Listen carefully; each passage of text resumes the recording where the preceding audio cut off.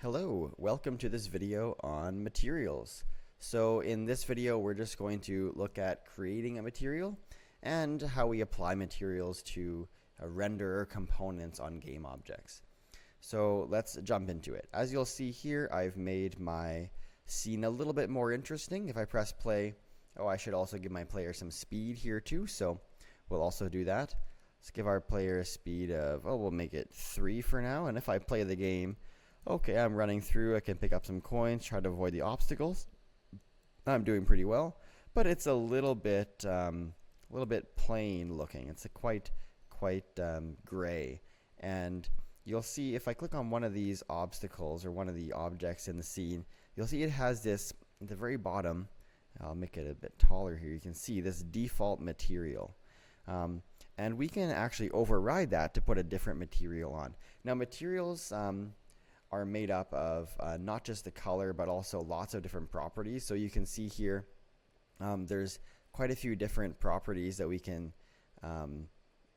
specify here even in a simple material. But we're just going to set the color for now, and then you can learn more about materials later.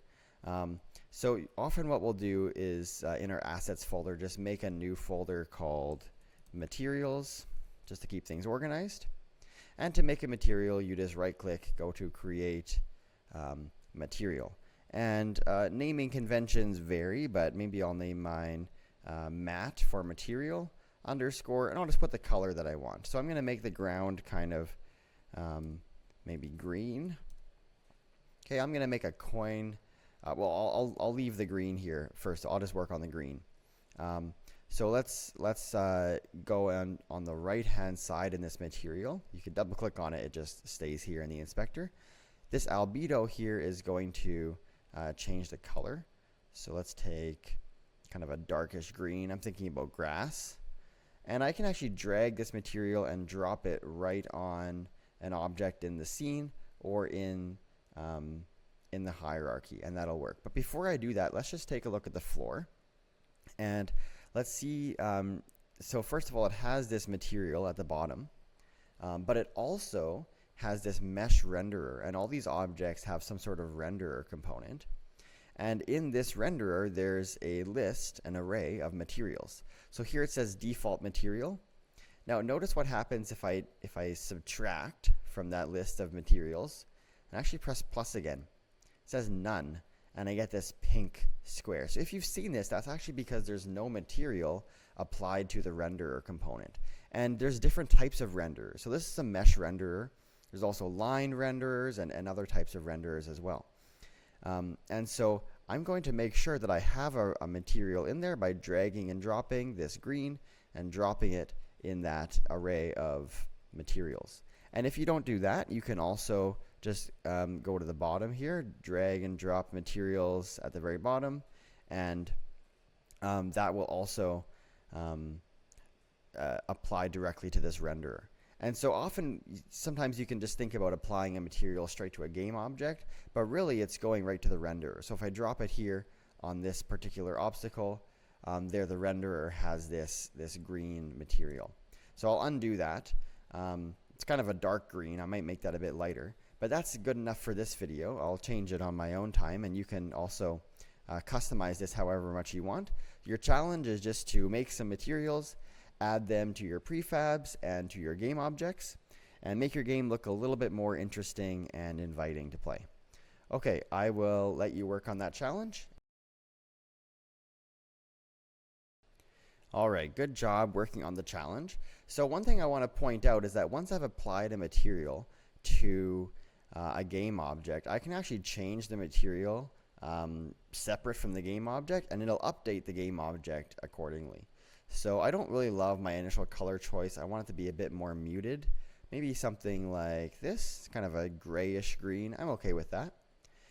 I'll make a new material, and this one's going to be for the coin. And here I'm not sure if I should name it yellow or coin.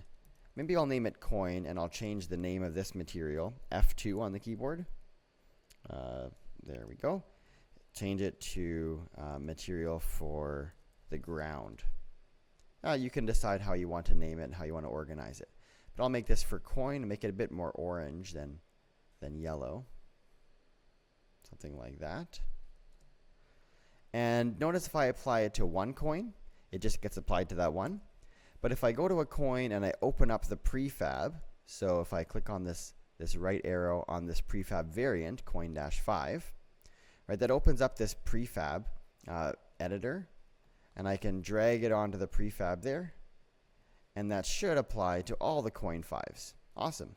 So you might want to do that, or you can actually, because this is a prefab variant, you can go back to your prefabs and open up the coin prefab here. Okay, so here's coin, and let's go back to materials. I should be able to drop this yellow on the coin, and all of these prefab variants that inherit from that original prefab, they also all get the yellow. So you can decide if you want that, if you want the 5s and the 10s to have different colors, or how you want to organize that. I'll do the same thing for the obstacles. And I'm thinking about my colors right now, so I don't have a really clear color palette here, and I probably won't. You might want to have a nicer looking color set altogether. But I'm thinking about what really tells the player that that something is not good to hit. I think red is sometimes one of those things, one of those colors. So if I choose like a darker orange, I wonder if that could help my player know that this is something you should avoid. It doesn't quite look like it yet, but it's not terrible. So we'll leave it like that. My colors are a bit more interesting now. I'm applying them to different prefab variants and different prefabs. So very cool. Okay, that's it for this video. We'll see you in the next one.